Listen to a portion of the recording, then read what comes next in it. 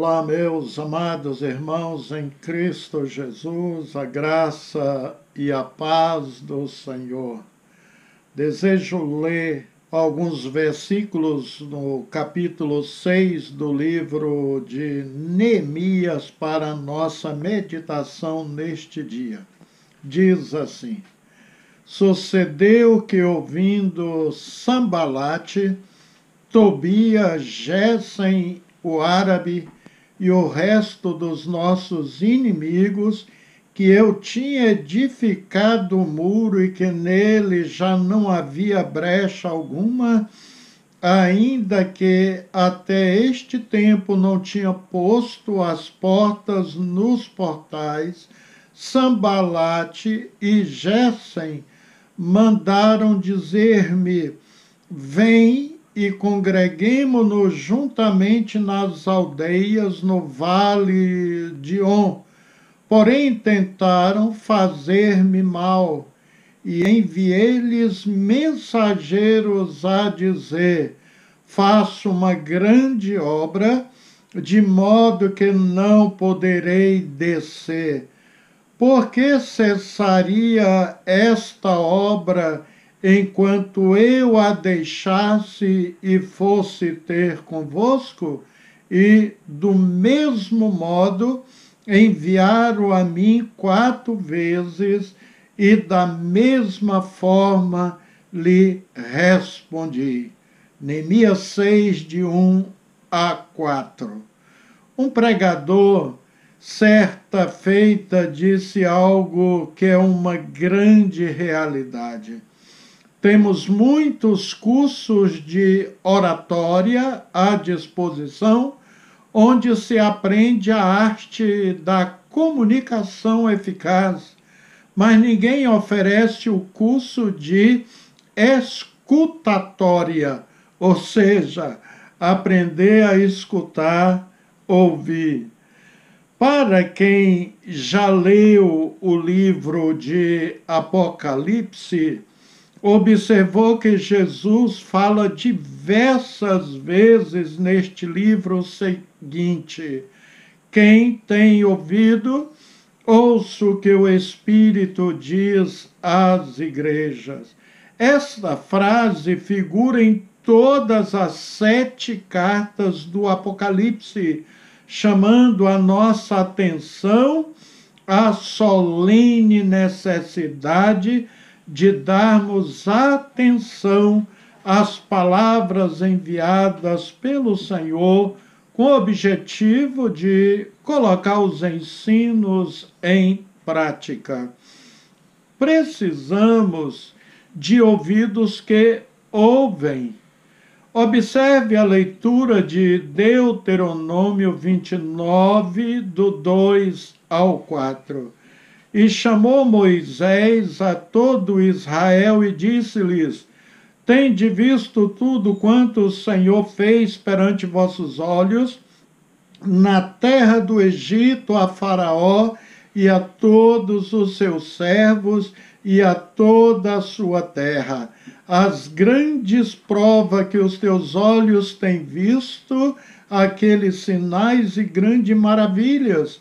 Porém, não vos tem dado o Senhor um coração para entender, nem olhos para ver, nem ouvidos para ouvir, até o dia de hoje.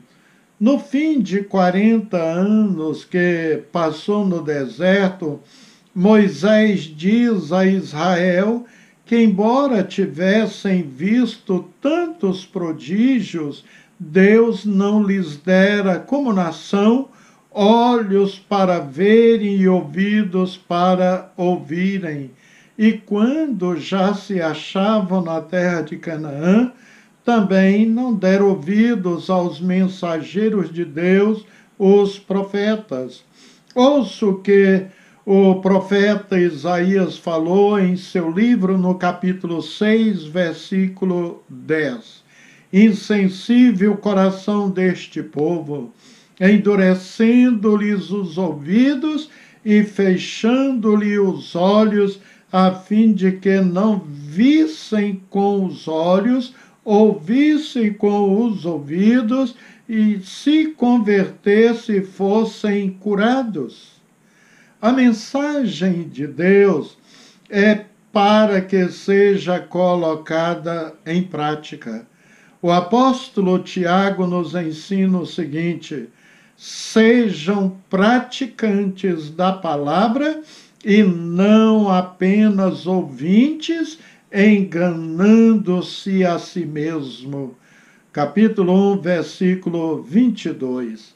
A expressão praticantes da palavra significa pôr em prática o que lhes é ordenado por Cristo Jesus em sua palavra. E ouvintes é uma alusão à prática da leitura das Escrituras na sinagoga, mais tarde praticada também na igreja cristã. Quase todo o aprendizado da Bíblia era efetuado pelo ouvir a leitura das Escrituras Sagradas. Aquele que ouve, mas não pratica, assim age porque está cheio de si mesmo. Tiago deixa claro que o homem que pensa que pode haver substituição para a prática da palavra engana-se a si próprio com uma ideia falsa e assim prejudica a si mesmo. Lemos o texto de Neemias 6, de 1 a 4. Neemias era copeiro, uma espécie de garçom do rei persa Artaxerxes I, nos anos 465 a 424 a.C. E a Pérsia era o Irã de hoje. Sabemos que o Irã, nos dias atuais, segue a Maomé. É um país totalmente muçulmano. É uma república islâmica chamada assim, pois segue os preceitos do islamismo. Mas nem sempre foi assim, sabiam? Não sabemos que foi por influência de Neemias ou Esdras no palácio do rei Artaxerxes. Parece que o rei e o seu povo, se não servia ao nosso Deus, pelo menos conhecia a sua grandeza e poder. Vemos isso lá em Esdras, capítulo 7, do verso 11 até o versículo 28. Visto, queridos, não haver menção sobre a sua esposa, é possível que Neemias fosse eunuco. Ao receber notícias sobre o estado de desolação de Jerusalém, ele obteve permissão para ir para sua própria pátria, tendo sido nomeado governador dali. A despeito da forte oposição de Sambalate, Tobias e muitos outros, Neemias e os judeus reconstruíram os muros de Jerusalém em apenas 52 dias. A Bíblia não nos informa se Neemias retornou à Pérsia ou se ficou definitivamente em Jerusalém como governador, uma vez que o seu livro encerra com uma palavra de orientação e exortação ao seu povo. Seu nome, Neemias, significa Deus consola. Duas medidas importantes, amados, foram tomadas que possibilitaram a reconstrução dos muros de forma efetiva e vitoriosa. Primeiro, para poder erguer os muros, foi preciso tirar os escombros e encontrar os alicerces antigos, como nós vemos em Neemias 4, versículo 10. O que havia caído eram os muros e não o alicerce. Então, muito entulho ficou pelo chão, e o primeiro trabalho a se fazer era tirar o lixo que cobria a base do alicerce. E quando Neemias chegou a Jerusalém, a Bíblia diz que ele foi dar uma olhada para fazer uma avaliação da situação antes de reconstruir. Ele montou num animal e começou a caminhar pela cidade, mas diz a Bíblia, porém, ao chegar a um determinado local, ele teve que parar. Não havia local para o animal passar, tal era o volume de entulhos. Capítulo 2, versículo 14. Remover lixo não é uma tarefa fácil nem gostosa de se fazer. Que eu diga, né, os pedreiros, pintores. Admirei o trabalho do Zé, um pedreiro e pintor que contratei para fazer uma reforma em minha residência. Quando terminava a sua diária, ele recolhia tudo, fazia uma verdadeira limpeza. Até parece que não havia construído naquele dia. E quando foi pintar, usava um pano úmido ao seu lado. Quando caía uma gota no chão, ele parava e limpava. Depois me disse, quando eu terminar, está tudo pronto. Uma pessoa que trabalha alegre era admirável e também bastante ordeira e zelosa no que fazia. Anos depois, o Zé se converteu a Cristo Jesus, graças a Deus. Talvez os muros da sua vida espiritual foram para baixo. Os inimigos então entraram, pois você ficou sem a proteção do Espírito Santo. O pecado teve liberdade e aos poucos você deixou acumular muito lixo em sua vida. Mas é hora de remover este lixo, amigos.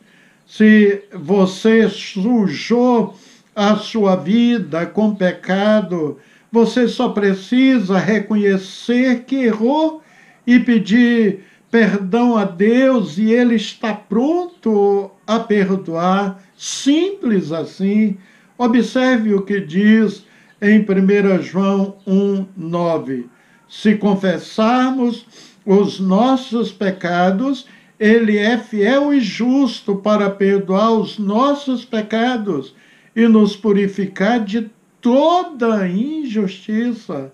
Observaram, se confessarmos os nossos pecados a Deus, diretamente a Ele.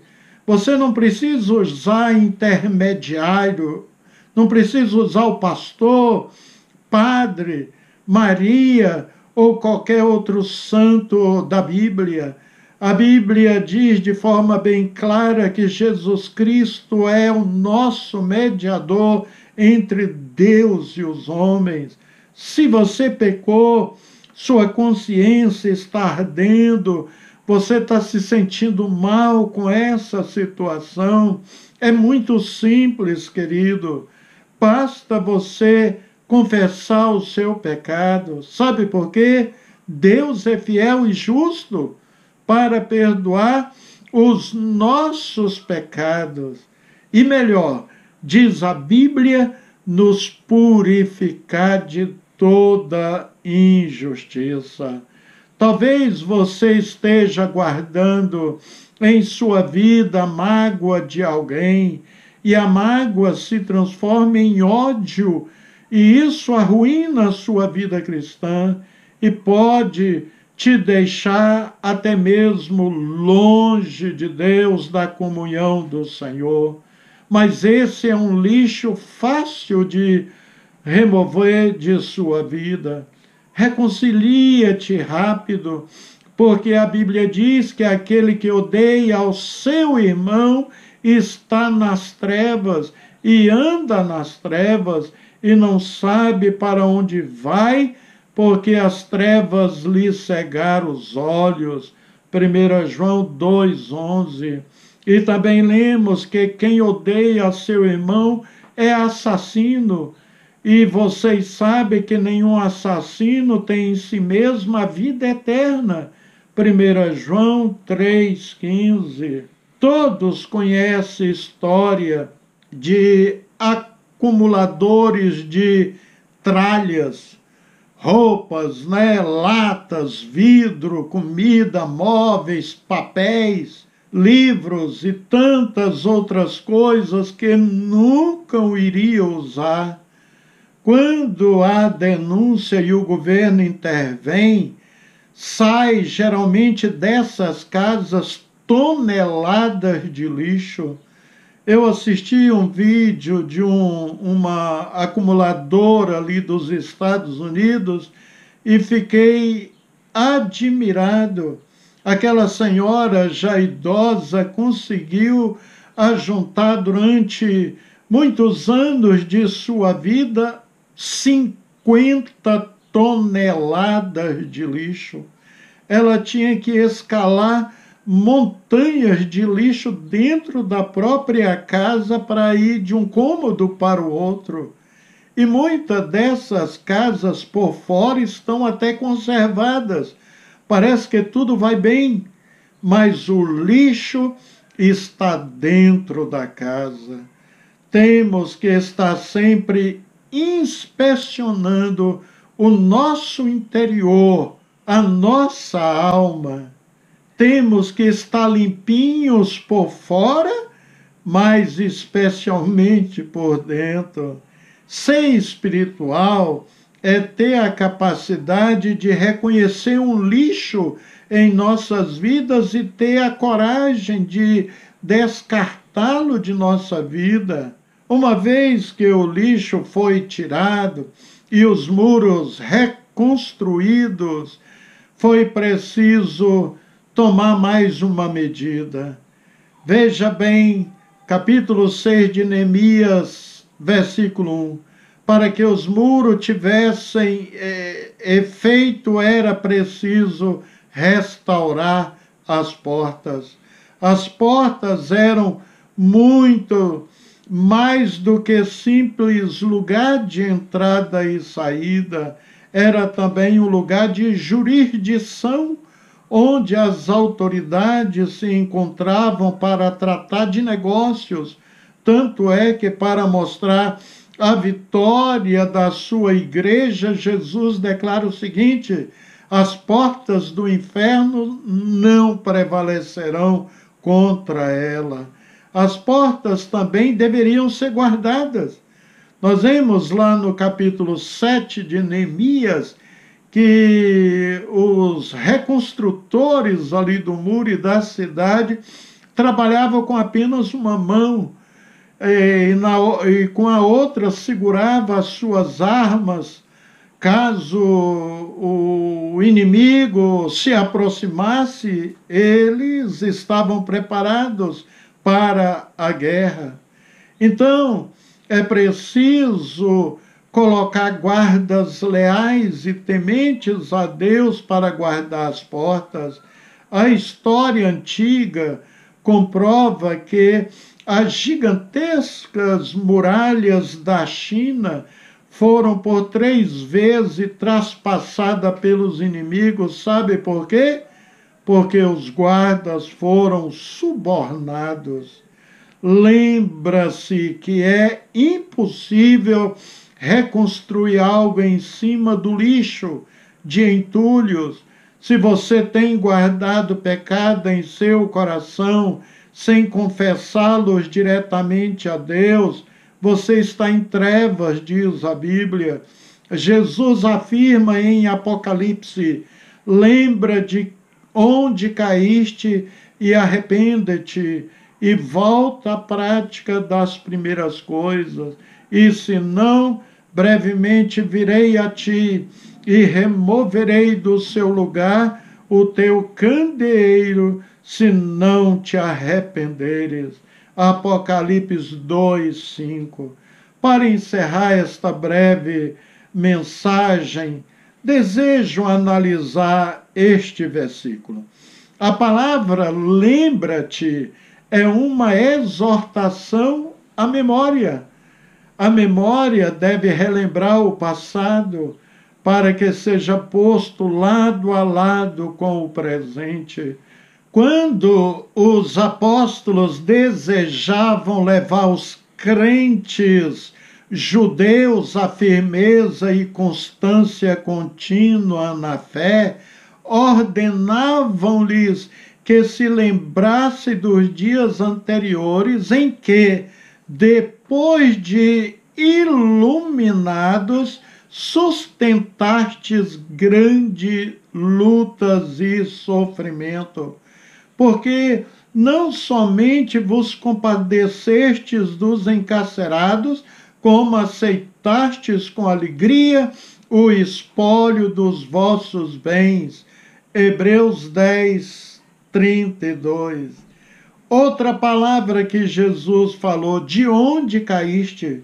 Jesus revela que os crentes de Efésios tinham caído de sua primeira ardente devoção a Cristo, tinham caído de maiores elevações espirituais, tinham caído apesar de sua doutrina, tinham caído a despeito de continuarem a defender a verdade, tinham caído apesar de seus labores prodigiosos, tinham caídos apesar da sua lealdade debaixo da perseguição.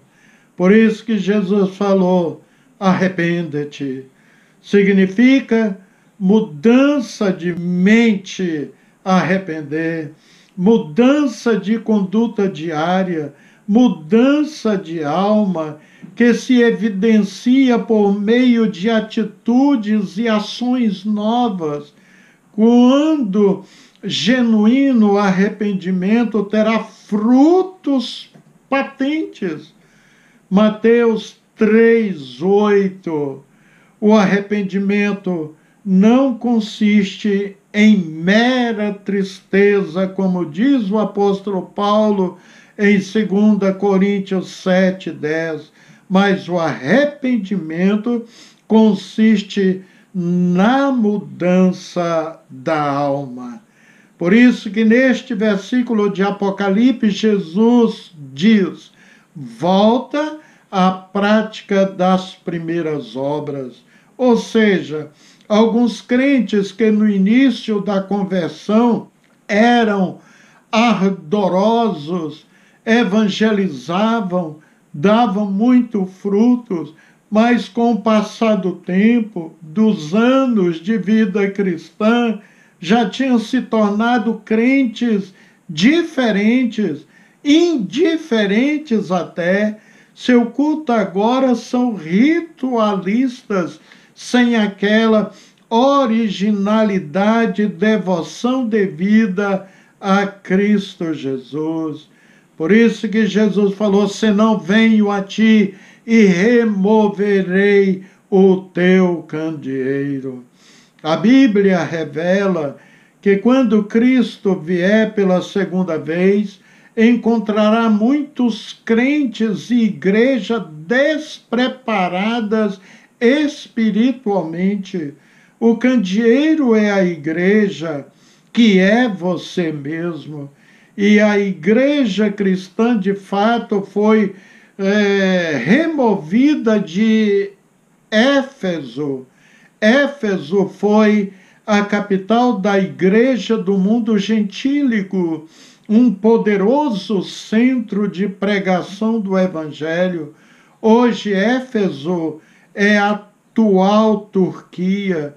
não sobrou nada daquela igreja apostólica, pois hoje nas vilas e em todos os lugares do país, 98% da população segue Alá e Maomé.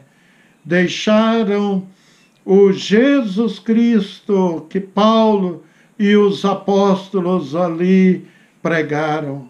Jesus avisou: arrepende-te. Deus não impede homem algum de arrepender-se. O poder da cruz é tão grande que capacita a todos ao arrependimento. Lá em João 12, versículo 32 diz: mas eu, quando for levantado da terra, atrairei todos a mim. Assim, queridos ouvintes, irmãos, tranque as portas da sua vida para que o inimigo, para que o diabo não tente a pecar e ofender a Deus e seja uma torre forte de vigia contra as forças do mal. Amém? Vamos encerrar com uma oração. Soberano e eterno e bom Deus, queremos ter uma vida que agrada ao Senhor. Portanto, ajuda-nos em nossa caminhada terrena, dando-nos força, graça para resistir o mal, para resistir o inimigo da nossa alma, porque ele é inimigo de Deus também, chamado Satanás. Queremos viver uma vida de retidão, uma vida de santidade, viver o hoje como se fosse o último dia da nossa vida, Senhor. Não queremos que o Senhor venha remover o candeeiro de nós, como diz a tua palavra. Assim nos arrependemos sempre quando afrontamos a santidade do Senhor com os nossos pecados. Senhor, que a tua palavra possa ficar impregnada também na mente e no coração dos nossos ouvintes. Alcance muitas vidas que assistem, ó Deus amado, nosso culto com a sua gloriosa salvação. Por favor, Deus, toque nessas vidas, em nome de Jesus Cristo. Amém. Amém. Um abraço fraterno, que Deus abençoe ricamente a sua vida e seu lar, e até o nosso próximo encontro com a graça de Deus.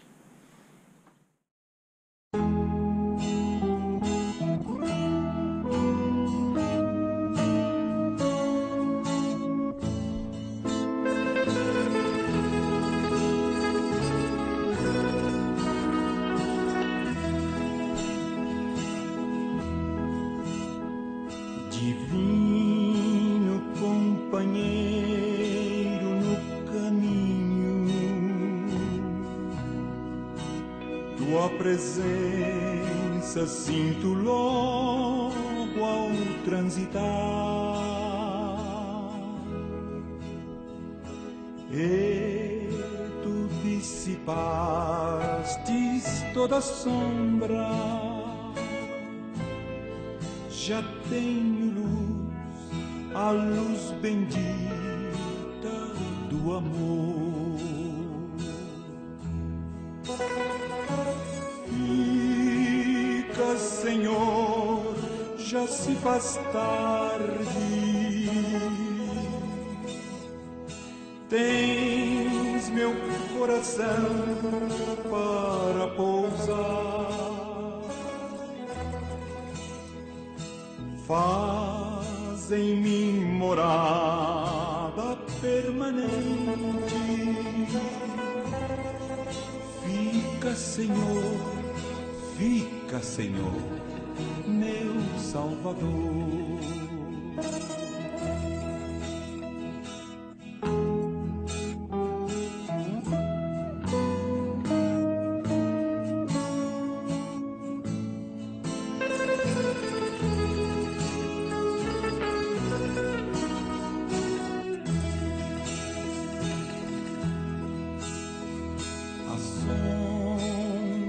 Da noite se aproxima e nela o tentador vai chegar.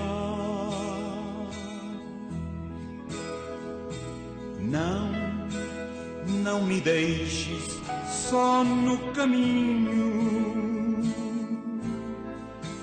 ajuda-me até chegar. Fica, Senhor, já se faz tarde. Tens meu coração para pousar. Faz em mim morada permanente.